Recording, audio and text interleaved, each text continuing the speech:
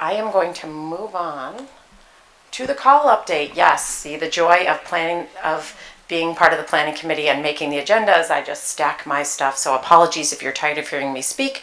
My family can attest, I never get tired of talking, which is why it's great.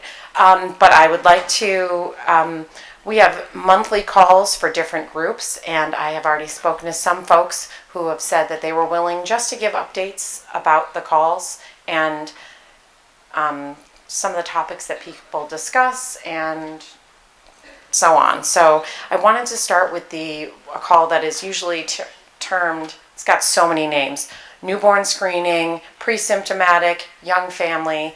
We're really trying to capture a safe space for people who are lucky enough to be early identified or early in the journey, not have the childhood cerebral form, and but that's a challenge in and of itself to be waiting and monitoring. So we're just waiting for mics. I will say, folks weren't super excited about coming up and being front and center. Not everyone's as shy as I am. So we're letting people answer these from where they are. Thank you, Kathleen. My name is Kelly Strengis. I'm an ALT parent. Sorry. And I, along with Suzanne Flynn, Tara Meady, and Kelly Waterman, moderate the calls. Our callers, we usually have about 10. We usually have about 10 callers. They range from newborn screening parents all the way to grandparents. So they're scared, they're anxious, they're just looking for somebody to talk to that can relate to what they're going through, as we have all been there. A lot of the questions that we seem to get have to do with the newborn screening babies, when they should get their first MRI, how often after that first MRI, the frequency of the blood work, how often that's scheduled. And then we know that the priority is for the male siblings to be tested, but when should the female siblings be tested? That's very important. And then the genetic component, who in the family should be tested after the newborns get diagnosed. And there's a lot of confusion about how the disease even passes within a family. So it's a great way to get information to these families that are scared. You know, you can always join in. You don't have to participate. Just listening sometimes is enough. We get calls that don't even have to do with our topic, and we're able to point them in the direction of the other support calls that ALD Connect graciously puts on. We make sure that we tell them about making sure that they have an ALD specialist that works with their local pediatricians and neurologists. It's very important to have the ALD doctors that we know so well following these babies, because it's, again, as it's been said, it's an odyssey of misdiagnosis. They're not getting the proper treatment. We get calls, about female carriership, having babies when you're a carrier, AMN symptoms and management. So again, it's another way of promoting the different calls that are put on. So I just want to thank AOD Connect for putting all this together. I know it's a big chore, and Emma's doing a great job organizing those. So kudos to Emma, wherever she is. Emma, raise your hand. Woohoo! So thank you very much for giving me the opportunity. Excellent. And is there someone from the cerebral form call that would like to comment? That's you, Jesse. Sorry. I would like to apologize because I'm wildly hungover. I didn't realize this was like a party weekend, but apparently it was for me. I'm not as eloquent as Kelly is. Our phone calls, it's really caregivers calling in, and as a caregiver myself, I understand, but often no one calls in because we're busy. So if you are a caregiver, please let me know if there's a better time we should be calling in, maybe dinner time's complicated. But when the calls do happen, I think it's wonderful for people to share their stories, and there's a lot of laughter and many tears. So it's been great when it works, but please let me know if there's a better time, because I'm often sitting there alone, which is sad. Okay. Thank you. That's it. Thanks, Jessie. Justin, were you going to comment on the ALD men's call? Or are you willing?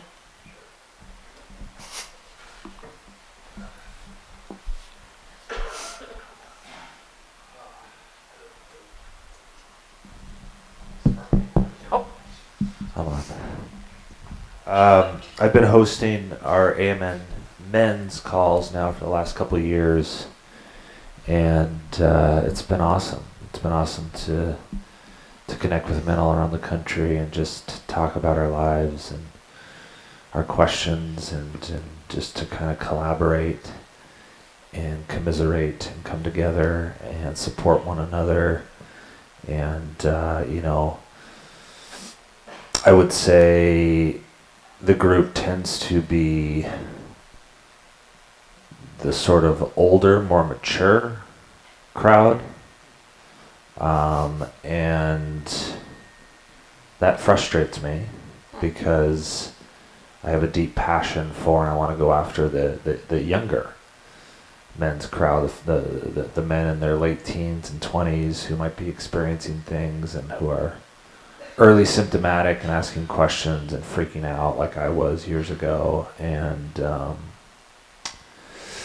but yeah, I completely intend to continue hosting these, and to continue to meet more of us, and it kind of touches what I said yesterday. There's a lot of us. We're all over the place. We're out there. There's new men, all the time.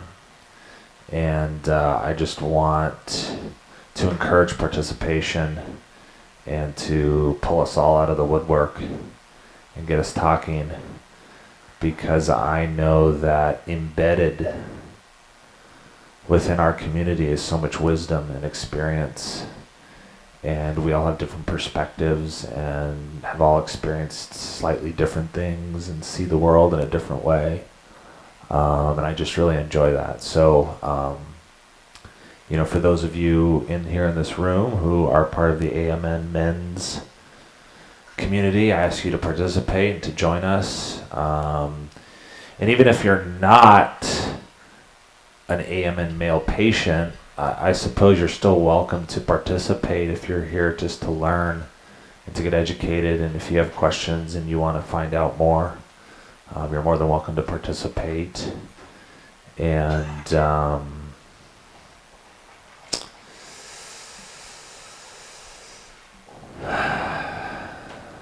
yeah. well, thank you. And these calls, again, they're part of we're posting them on our website, and if you get the ALD Connect newsletter, you should also know when the calls are scheduled. There's also an ALD women's group. Is there anyone here from that group who wants to chat or comment? Great. No one else will speak. Sure.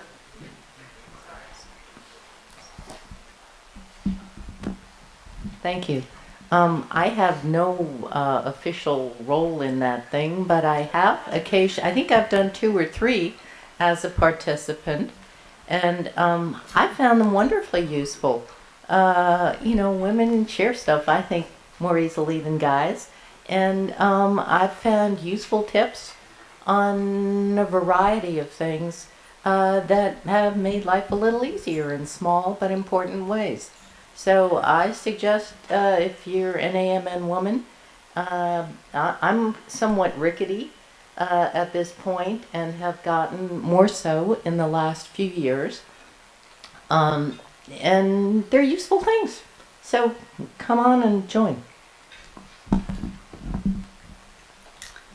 Mary Fruin.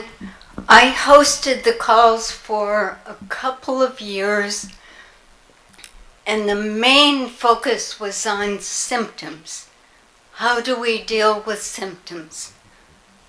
Bladder problems, bowel problems, strength, balance.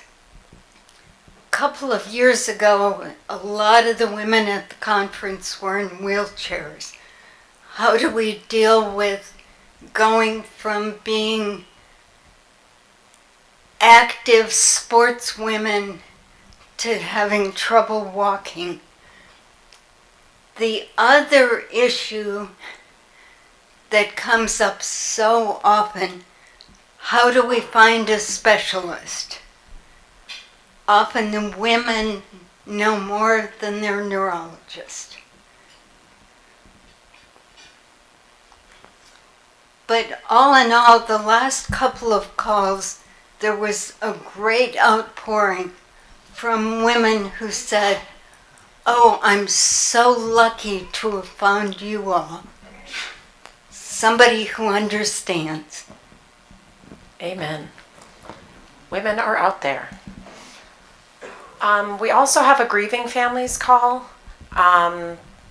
Janice Sherwood couldn't be with us this morning to talk about it. I think it's very similar to what Jesse said.